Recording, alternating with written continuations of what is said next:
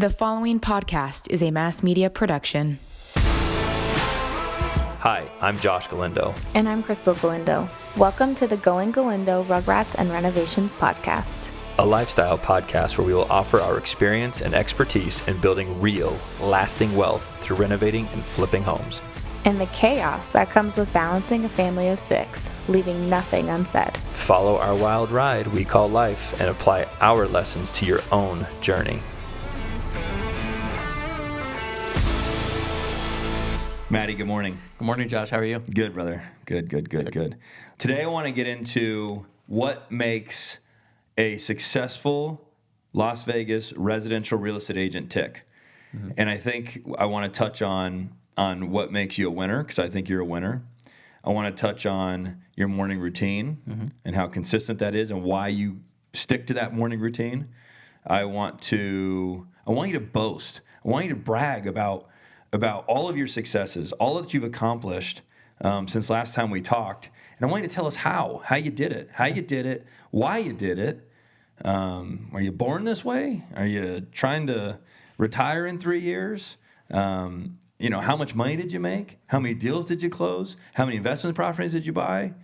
I really want to touch on all that stuff. I kind of want to make this episode about how cool Matt is and why, so that we can open the brain of a successful person and see inside. Yeah, that sounds good to me. Cool. Let's get started. All right. If you're looking for some family fun, I know I always am. Check out Circus Hotel and Casino. At Circus, there's something for everyone. Have a blast inside the Adventure Dome, a 5-acre indoor theme park with 30 rides, including their newest rides, Twist and Teacups, Circus Swings, and Little Sprinter Raceway. Or act like a kid again at the Midway, playing arcade games or enjoying their free daily circus acts. Looking for a special date night? Look no further than their award-winning restaurant called The Steakhouse, voted best steakhouse in Las Vegas. Circus offers affordable room rates starting at $29 per night. Book your stay today at circuscircus.com. All right, let's get into this thing. So last time we spoke, try to be conscious and tell me where your mind was. Last time we spoke, where was your head? Where were you at financially? Financially, I think it was in March, right? So March of last year? I think so. Yeah. So right. yeah, but financially, I was happy. But I mean, the way my brain works is I need to do better than the year before. In everything in life, especially financially, whatever I did the year before, I need to beat and kind of kick the hell out of. Like, I want to do better. So I think I was good, but I knew that I wanted to do better. Okay, so how many deals had you closed up to last March? Well, up to last March. In 1 year. The most you'd closed in 1 year. Okay, so before last year, the most I closed is 30 deals and in 1 year. Okay. Yep. And then last year, I think in March I'd closed like 4 or 5 deals, and my goal was 40, and I ended up closing 55. So what do you think your mindset was? Because I'm a big believer in mindset, because we could tell you guys how to go do this stuff, and there's a million resources out there on the mechanics of how to be successful or start a business or be a real estate agent or be a house flipper or be whatever it is. But until your mindset is right, it doesn't mean anything, okay? So what was your mindset in March? I'm just curious. Were you intimidated by this goal? Were you motivated by the fact that you had set this goal? Did you believe the goal? Did you have faith you'd accomplish it? Because those are all really great questions. Because I think people set goals, but they know subconsciously that they don't believe they're ever going to accomplish them. Yeah. They're never going to, actually hit it. And then the reality is that they've already failed. Yeah. So where was your mindset? Well, I mean, when I set my goal last year, and I told you, I think like January 6th, here's my goal, deal-wise, financially, how much I want to make gross commission. I really reverse engineered it. When I made that goal, I said, what is realistic? I want to beat 30, but what is realistic for this year? How much effort am I going to put in? And I don't, some people set insane goals, and like you said, they set themselves up for failure. That's the worst thing I think you can do. Set your goal lower. And if you're like, you know what, this isn't exactly where I want to be. I didn't want to just close 50 deals for the rest of my career. There's a point when I want to close 150 deals. But to say last year, I'm going to close 150 deals, that I would have failed. Sure. And then everything from that point forward is just me feeling like I'm a failure. Like I couldn't get to where I wanted to be. I couldn't be number 7 agent in Las Vegas. That's not my goal right now. So I set it reasonable, but I pushed myself. I'm not going to set something easy like another 30 deals. No, I want to destroy that goal. So what is attainable for me? And when I reverse engineered it, I got to 50 deals. And I was... Reverse engineered the amount you wanted to make? Yes. Okay, so that's the important part is here, is that is how I believe goals should be set. Mm-hmm. This is the amount of money I want to make. And then you start there and you reverse engineer. I just want to go slow with that because I think we could just easily go reverse engineered it and move on. Yeah. And we're 5 minutes down the road and the viewer or the listener's going, the fuck did reverse engineer mean? Yeah. So you take, let's call it $500,000. Mm-hmm. You take $500,000. That's what I want to make this year. Okay. Let's say the average sales price in Vegas is $420,000 or whatever it's been recently. Yep. Okay. Let's assume a 2.5% commission. Let's assume that that's 4 times 2, it's 8. That's like $12,000. Mm-hmm. Okay. $12,000 a house. For $500,000 divided by $12,000 a house. How many units is that? Okay. That's 50 units. I don't know the math, but that's 50 units. Okay. 50 units. That's divided by 12. That is 3.8 units a month. Mm-hmm. I don't know the math, roughly. Okay, so I have to find 3.8 clients. How do I find 3.8 clients?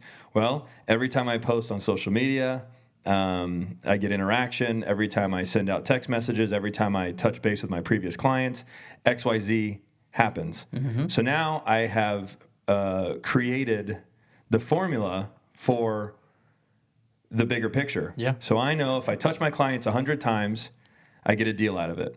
I know if I send text messages out 100 times, I get a deal out of it. I know if I go into people's DMs 100 times, I get a deal out of it. So that means I got to go into I got to tap all 3 of these types of energy once a month to get my 3.8 deals per month, and I hit my goal. Yeah.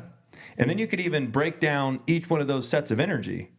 Okay, on Mondays, I need to do just eliminate all the noise. On Mondays, I'm going to touch all the Facebook people.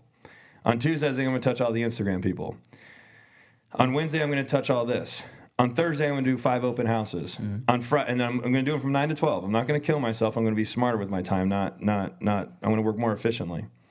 And then Friday, I'm going to work 7 a.m. to 1 p.m. and that's what I'm saying. Like, you could break all that down. So you reverse engineered it, and then I'm sure, did you break it down to that granular level? I broke it down to literally conversations. Okay. So how many conversations, and a conversation to me, if I post on a story, that's one conversation. Now, I may be speaking to 300 people, 400 people who watch it. To me, it's one conversation. And then I'd go talk to somebody at the store. I talk to a friend who I haven't texted in a while. When you break it down to conversations, then all of a sudden, like you said, 100 conversations equals one client. So is that what you believe your formula is? To mine, it was about 50. Really? Yeah. Oh, so if I'm able to talk to 50 different people, not my brother 27 times. Right. No, but 50 different people, then I feel like I can get a client out of it. So when you break it down that way, are you a walking billboard? I try to be most times. Yeah. You know what's interesting that I've experienced lately is in the early stages of my residential retail real estate career, meaning I was a traditional real estate agent, I was a little insecure to boast about who I was. I knew I had to, but it felt awkward and insecure. Mm-hmm. As the brand has grown, as my experience level has grown, as I have matured and become confident in my space, I'm like, if someone's like, oh, what's that shirt represent? I'll be like, go listen. And that's if I'm wearing the podcast, shirt. Go listen. It's my podcast. And I'm confident saying it. If it says, ask me how many flips I've done. Well, do you own a house? Yeah. Or no. If they say no, well, you should use us to help you do real estate. Like, I'm no problem being way more direct because I don't know. I just feel more confident in that space. Yeah. The more success you're experiencing, are you feeling more confident in selling your services, or have you always had extreme confidence in selling your services? No, I'm feeling way more confident. In the very beginning, my wife, Bria, she's the most confident person ever. But she doesn't have to deal with them once she hands in my business card. It's me. So I was very timid and kind of like what you said. I'm a realtor, but I'm just going to let the people who know me come to me and ask me to buy or sell. And she would hand my card out to every single person. We were at a Knights game, and she handed it to the guy who gave us a drink. And, you know, she's like, here, if you need to buy or sell, here's a card. I'm like, oh, yeah. You know, in the drive-through line at Starbucks, every single person got my card. But as I've progressed through my career, and I think it's more just, like you said, it's confidence. And if you're confident and you exude confidence, then what's the problem? Right. People are going to read that and take it right off of you, and you're going to be hopefully the guy or girl that they want to use. So here's what's interesting. Now that we have gone through step by step and identified what we had experienced as young agents to mature, confident agents, I think we could summarize that batch of advice. I would summarize it this way. I want you to summarize it your way. If the young me was sitting here, I was pretty good at doing this, so I'm going to tell my young me to do it even better. Mm-hmm. Fake it till you make it times 10. Yeah. You know, Josh, if you're feeling insecure, I want you to act like, you know, I want you to have more confidence. Mm-hmm. Fake it. Just fake it. Yeah. Because it sends out that extra batch of energy. That's what faking is. Caving into your organic emotions, assuming that they're low energy, they're confident, they're insecure, whatever it is, there's no energy there. Mm-hmm. Yep. The faking requires you to pop energy out. Yep. And energy attracts more energy. Mm-hmm. Okay, that would be the advice I'd give my young me. Yeah. Keep faking it till you make it. Fake it harder. Put more energy out there. Be louder. Be confident in yourself. You know, and I'm hoping if there's a young realtor out there that's feeling insecure about selling their services, I hope that helps. Yeah. Okay, summarize me. And this is a funny joke. We go, what would sober Matt tell drunk Matt right now? Yeah. No, but what would you tell your younger self? It's similar to the same thing you would tell your younger self, but what do you have to lose by going out and just promoting yourself to every single person? Mm-hmm. And like you said, fake it till you make it, but take the time to invest in yourself. Learn what you are trying to sell. Right? If you invest all that time behind the scenes in the very beginning, become a master at what you're trying to sell. So real estate and how to be a realtor. When you go out, you're faking it. Maybe you're faking your experience, but you're not faking your knowledge around the topic. That's well said. Yeah. Okay, yeah. keep going. I mean, so again, what do you have to lose? I remember that before I got into real estate, and this is kind of a famous saying, but when you go to an interview, dress for the job you want, not the job you're applying for. So when you just got your license and you're out there being a realtor, act like you are the top realtor in Vegas. It's really, and the more I'm sitting here picking up on you, a lot of you seem to read quotes. Yeah. And you memorize them. But so quotes are strong for you. I think they are. Yeah. You probably didn't realize you're doing it. You rattled off about 4 quotes in the 20 minutes you've been sitting here. Yeah. So is that a conscious effort to go and seek more quotes that are inspiring that you can use to benefit your life, or they just come into your life, you go, that one felt good, I want to... I don't go search them. Like when you're on social media, you'll see people post them all the time, and I see them. I'm like, okay, that kind of sticks to what how I feel, or oh, this makes sense. But really, it's when something hits me and I see it, then I apply it to what I'm trying to do, and I think it sticks to me. Yeah, and I didn't even consciously notice it. You know what I would say maybe might further benefit you is the ones that you live by, and you'll start being conscious of them now that we just had this conversation. I'd print them out and frame them and put them above your desk or behind your desk or on a little frame, put them on your desk. I mean, because if you could look around, I think you could see I'm a wildly visual guy. Yeah. Like I got, think where it starts in this building, the outside, the front door, the conference room, all of my canvases, arts that describe what purple represents. Yeah. It's everywhere, dude. Yeah. And I just like surrounding myself with it. I got $10,000 in fake cash right there. It's fake. Yeah. But I like the visual representation. I think it's awesome. Mm-hmm. There's nothing but fucking money around me. Yeah. Yeah. I mean, I don't have a lot in my office, but on my desk it says "Be awesome today." There you go. So every day I walk in, I'm like, well, I got to be awesome now.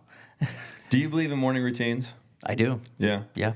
So does that mean that every morning you're within 20 minutes of the same task? About, yeah. And I'm still Hit me with that. I'm still working on my morning routine, and it will evolve. But right now, my mornings, I really dedicate the beginning of my mornings to my kids, because I'm not going to see them for the majority of the day. And then when I come home, I see him for a little bit, right? We're hanging out, then it's dinner, then it's time to get ready for bed. And so I kind of miss that whole like really bonding with them during the week. So my mornings, I wake up, Grace and Scarlett wake up, and we just hang out for a little bit. And I don't look at my phone. I don't do anything because I'll get to that. Then I jump on my phone. What does hanging out look like?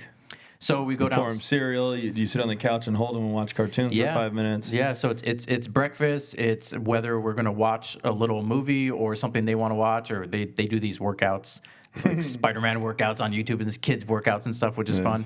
Or we play or we talk. Really? Yeah. So what I'm hearing though is that's got to just be super fulfilling for your mind. That gets your mind in a really great space. You must leave. I should probably start trying to implement that, because a little piece of your day, for me, my day could go. There's pieces of guilt throughout my day. Oh, for sure. I got to get home. Or I feel bad, or this or that. All that is a waste of brain power. When if you service that energy in the morning, like you're doing, you go the whole day with a clean streak, because you've serviced that the part of your life. Yeah. Okay. Yeah, for the most part. And then I'm going to start incorporating also working out, because when do I work out unless it's in the morning? Sure. Yeah. So, and okay, so kids first thing. Yep. Then I jump on my phone. I handle business. I have probably 57 emails, 27 text messages, and I go through that. I kind of decide what's the most important thing to take care of. I take care of it, get ready, head to the office or showings. When you hit the office, what does that look like? I really, really, really, really, really want the listeners to hear in detail, if you can articulate that for us, how someone as successful as you, mindset, everything, when you're drained, how do you push through, how do you multitask? Dude, you are a one-man, I mean, you have Anthony, but, you're not a huge team. No. You don't have 4 employees. No. Okay. How does Matt Langguth pull this off? And what does it look like? Yeah. You hit the ground, Matt or Antho. I need XYZ. I want to go read my go. Give me. I want the inside scoop on how Matt's brain works, because I watch you win all day. Yeah. You do. You're a fucking winner. I try. So when I get to the office, I don't have a set routine. I kind of go by what is most important in the day to take care of, and that's what I do. But at the back of my mind, I have 20, 30 clients, 40 clients, and a lot of people use different systems like CRMs. I do as well, but I come in, I look at my board, I say, okay, the most important thing right now, and I take care of it. And Anthony, a lot of times I'll say, hey, I need you to do this, this, this. He writes it down on a piece of paper. While he's doing that, I then go through and I'm like, all right, deal 1, what are we doing? Let me completely take care of that. Go to the next client, go to the next client, go to the next client. And then I just, a lot of times I'll have showings or anything else. After that, that's all planned a little later, because in the morning I just want to make sure that everybody's been touched. So, see, I think there's so much value in that, because I think just rattling it off like that, it doesn't, and I don't think we could articulate it, but it doesn't do it justice. Yeah. What your brain is processing like a freaking computer, like a supercomputer, is really special. Yeah. And I think that comes from, I don't know, maybe there's an argument that you either have it or you don't, but either way, even if you do have it, I think it takes practice to get your brain to be able to use that tool. Yep. But so you look, you analyze, you go, the highest priority, execute that task. Because I agree with you. I actually am not, a lot of wealthy people I've read say that they use time management to be the most productive that they can be. I don't know. Maybe that's the way to do it. I'm not there either. I have a very strict routine in the morning, because that gets my brain right. It sounds like you do too. And then when I hit the ground here, it's to kind of to your point, which fire is the highest priority to put out. And then I just start putting out fires. This one's highest priority. I start banging on that fire. And then I look for the next highest priority fire. And then I put out that fire. So how many clients at one time can Matt Langguth process? Peak. How many buys, how many sells? I want to know how powerful that brain is. Probably 30. 30. At the same time, yeah. At one point last year, I was in 19 escrows. So not just clients, but 19 different sets of buyers or sellers that were under contract in escrow at different points. And then I had a few buyers and sellers down the line. And I think that was in July. 19 just in escrow, and it was flawless. And it was just me and Anthony. So That's beautiful. I think that, like I said before, my goal this year is more than 55. And so how do I beat that? Well, I got to tweak a few things. I look back and I say, how did I handle 19 and a few buyers on the side? Okay, how do I handle 25? What tweaks do I have to make in order to handle that? And I implement it and I do it. So why is Matt so special? Because, I mean, you got to be a special motherfucker to bring in 50 clients a year. Yeah, You have to be special. You have to be special. And the only reason you didn't do 100 is because your systems and procedures aren't perfected. Correct. Which, that's a growing thing. Yep. But your specialness could have easily attracted the 100. I think Easy, so, yeah. without a doubt. I think that's in the bag for you. Mm-hmm. You know what I'm saying? You have all those tools done. Yeah. Once you can, once you perfect that game, I think you'll do 100. I agree. You'll do 130. But what's your kick? What's your hook? Like when you go in, because I've heard you say it. I just don't want to say it for you. Yeah. What makes Matt say, I'm going to get this one because I know I have this over everybody else? Yeah. Well, here's I guess my model, who I am, is you're getting what you see, right? So I am a nice person, a kind person. I actually care about my clients, every single client, every single situation. There's going to be so many issues that pop up in a real estate transaction, as you know, 8 to 10 different issues. I don't just say, as your realtor, how are we going to fix this? I say, no, I put myself exactly in your shoes. I'm about to lose my earnest money deposit. I'm about to get into a fight about this different request for repair that we can't figure out. The appraisal came in low. I'm the one who has to figure out the gap because it's my money, not yours. I put myself in your shoes, and I think then I just use my problem-solving skills to figure it out. So now I'm solving the problem for myself, and it's actually your problem. When that happens, I think that's when my clients are best served. Because I'm literally taking their problems, making them my issues, solving it. And I'm never going to solve a problem better than if it's my own problem, right? Sure. So you turn that on. When a problem shows up in a real estate deal, you go, this is my problem. 100%. This one's mine. All of them are mine. Every single one. Yeah. And then you have to be kind, And you're good at that. Yeah. Under pressure.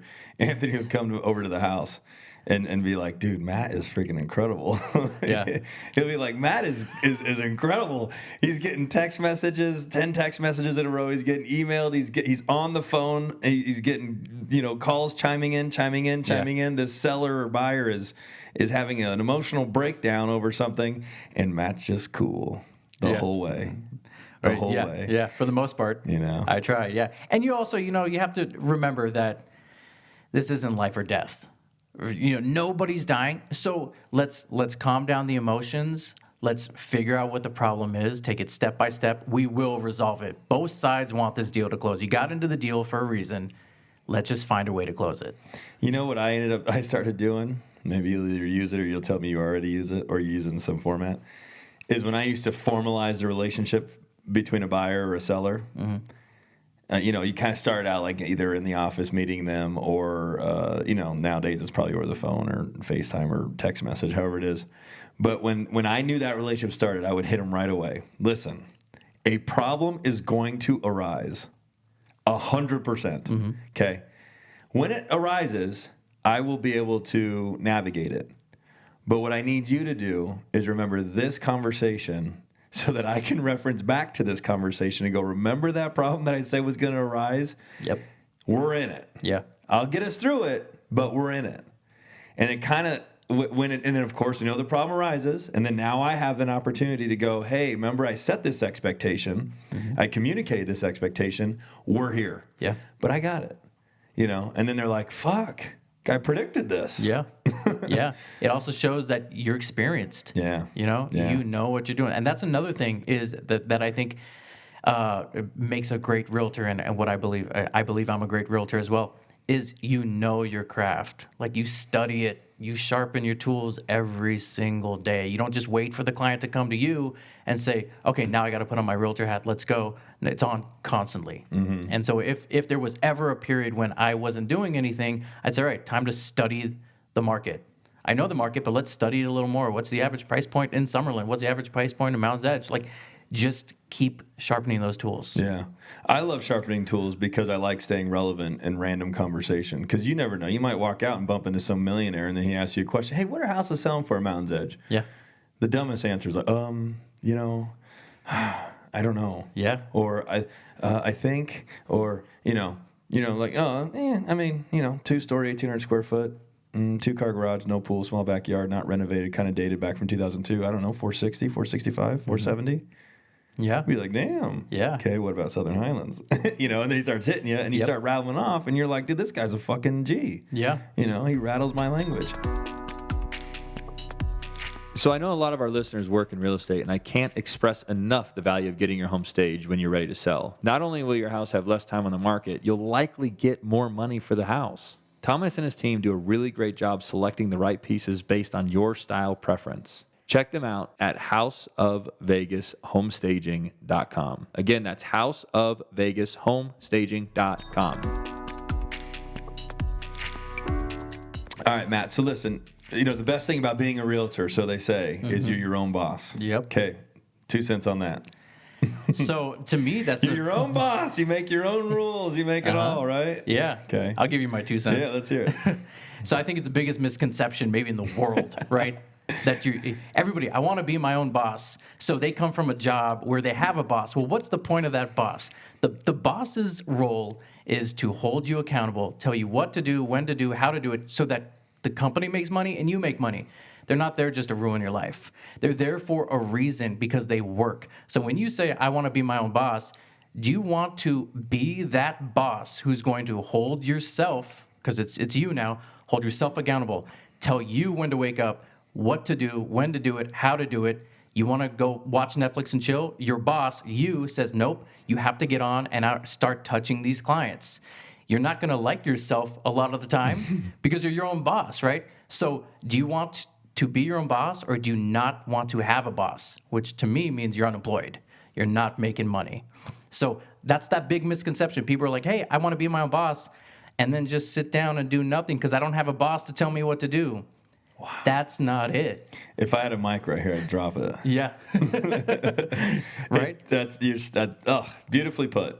Are you boss material? If you're boss material, then you could be your own boss. If you're not boss material, then you need a boss. Yes. That's it. That's life. Yeah. It's really life if you simplify that. It's across the board. Mm-hmm. And here's the great thing. I always say it because I'm an alpha male. I know I am. I'm a leader. I know I am. Yep. I'm a boss. I know I am. And I'm confident in all of those spaces. And I'm confident saying that I am all of those things. But I know that the world needs everybody, all the other types of people to make it work. Yep. So everybody's like, oh, I want to be like you. I want to be a leader. I want to be a boss. I want to be my own business owner. It's kind of to your point. Are you sure? Yeah. Because this isn't always easy. I got to look at, because I have close people that work for me. Mm-hmm. I got to look at my best friend and hold him accountable. Yeah. I got to look at my wife and hold her accountable. I build relationships with all of the people in my team. Yeah. I actually genuinely like them, and I suspect they genuinely like me back. Yeah. I have to be brave enough to go in there and hold them accountable. Yeah. And then have conflict skills that are capable of resolving that perceived conflict. Mm-hmm. It's one thing to go in and go, and you leave your poor person like all bloodied and battered. Yep. You got to go in there and give them the hit, and then know that you can rebuild them and bring them back so that they can take that batch of information and be better with it. Yep. Fuck, that was a good one. It takes a special person. It takes a special person, and that's what separates the success. So if you're a new agent, let's tap this. If you're a new agent and you don't believe that you're boss material, that's okay. It's okay. Because the Matt Langguths of the world need you. Mm-hmm. If you're an executor and you are a hard worker and you're other things that are valuable but not boss material, mm-hmm. then guys like you need that, because it's your job to go ideate, is the term that I use. Go think big, think how to get bigger, and then you need people to go out there and execute all your individual tasks. Yeah, that's correct. And the person that's executing those tasks is every bit as valuable as you are. Yeah, there's a spot for that type of person, mm-hmm. for sure. Yeah. If they don't want to go to that standard 9 to 5, clock in, clock out, no, there's a spot in real estate. Love it. You need to recognize who you are. So we just described boss material versus not boss material, wherever bucket you want to put yourself in. Let's assume you're not boss material, but you still are passionate about real estate and you'd like to get involved. What would be your advice to that guy? Where does he go? How does he find a Matt Langguth? How does he park himself? How does he find a home? What broker does he go to? Yeah. Obviously, he comes to Galindo Group Real Estate. Come to Galindo Group. Everything we say will come back to Galindo Group Real Estate. Yeah. Period. No. Okay, generally speaking. Of course, yeah. So you get your license. Once you figure out, are you a boss? Are you an employee? Are you not a boss? Whatever it may be, you need to go find a brokerage that not only adds a great amount of training, but they care about you. There are brokerages that reach out to these new agents and they just collect them 20, 30 at a time. That's their model. That's their brokerage model. We will get these new agents, we'll give them training, they'll close 5 deals, and then they'll move on. Yep. And it's new waves of 20 agents every single time. Then there's big box brokerages that have great training that's been honed in. They're going to give you very good training. However, you're another number. It's such a big box that you don't really you don't get the type of personal experience that you need, the personal touch from a mentor. And, I've seen classes at these big brokerages where they're being trained by someone who's closed 3 deals. Because after 3 deals, you now are a new agent specialist. So you're training these new agents how to go out and be successful when you've done 3 deals. That's like an 8th grader being the teacher for 7th grade because they finished 7th grade. Like, I don't want an 8th grader teaching me 7th grade. You know what I'm saying? Right. I want someone who's done 55 deals last year or 180 deals in the last 3 years. Like, that person needs to be training me. Yeah. And so you won't get that at those bigger box brokerages because those agents don't want to teach. They don't want to teach. They're focused on making, $400,000, $600,000 a year. Yeah. Plus. Knock on their door and ask a question. They're going to say, give me 10% of your next deal, and I'll teach you. And what you need to find is a brokerage, like Galindo Group Real Estate, that is so invested in your success. If you succeed, we all succeed. And, we're going to teach you everything that you could learn anywhere else. There's nothing you're going to learn somewhere else that you can't learn here. In fact, I think you're going to learn much more at a brokerage like Galindo Group because we work outside the box, like you said. We think way outside the box. Yeah. And I think you want to align yourself with a brokerage that has the same energy, because reality is, Matt, we don't want everybody. No. We want people that are aligned with our energy, that are winners, that wake up and want to win. Yeah. And so that are extroverted, not introverted, that are willing to get up and be brave and knock on the door and make a big statement. That's who we want to attract. Yeah. And so you've got to kind of find, your lane. And I think you do that, in addition to everything Matt just said, by aligning yourself with someone that either pushes you outside your comfort zone or embraces your strengths. Yeah. So, because, I'm kind of over the days of, weak agents that aren't willing to get brave. That's the right term. Yeah. You could be brand new. You could know nothing. I'd probably prefer that and come over here. But I want you to be brave. I want you to be willing to take risk. I want you to be willing, and not risk, like I want to go risk all my money. Emotional risk. Yeah. I'm going to raise my hand in a meeting. I'm going to fight over the front row. My mom taught me growing up at that raw fitness class 4 times. Where do you think I am in that class every time? Right in the front. Front row. Yep. Every single thing I do, I'm in the front row. Yeah. Yeah. My mom's like, be in the front row. Yep. Being in the back, you got lost. You're lost. Of course. And another thing about a brokerage similar to Galindo Group Real Estate is when you find somebody who's invested in you, whether it's the owner and the CEO or your mentor, the team leader, whoever it is, because you've said this to me before too, and it resonates, and I remember it. But when you find someone that says, if ever you're failing, we will stop everything we do, and we will all put our attention on you to figure out how to make you succeed. Everything will stop, and we'll all be focused on you. When you surround yourself with something like that, you're not going to fail. that commitment still stands today. I know it and is. I would expect it from you. Of course. If I'm like, shit, things aren't going right. Something's not right. We got to, and it sounds like such a big commitment, doesn't it? And it is, but it sounds like, wow, he's willing to make that commitment. I want every agent that hangs their license here to hear this. If you came to me and said, I just can't get it to work anymore. It was working, but now it's not. And I need, people think they need an hour and a half of your time. You need 10. If you want a direct person that can communicate and articulate well, which I know I can, you need 10 minutes of my time, maybe 20. Yeah. And we dive into the problem and we go right to it and we but you got to leave the room. Yep. And you got to apply all the things that we talked about. Yeah. The guy that keeps coming back and going, and then I go, would you try the last 5 things? Not yet. Mm-hmm. I was planning to. I love the I was planning to. That was on my to-do list. That was something I was going to do. Oh my gosh, that's worse than like saying I just forgot to do it. Yep. It's like, dude, how long are you going to plan to do it? Yeah. All right, Maddie, we got to wrap this thing up. But I want to end it with this because I think you donating your time to the podcast and your insight to the listeners should be rewarded with value. I want you to give yourself a good plug, a genuine plug. Mm-hmm. And I'm curious how you would do it because I think people will mimic this plug in their own spaces. Mm-hmm.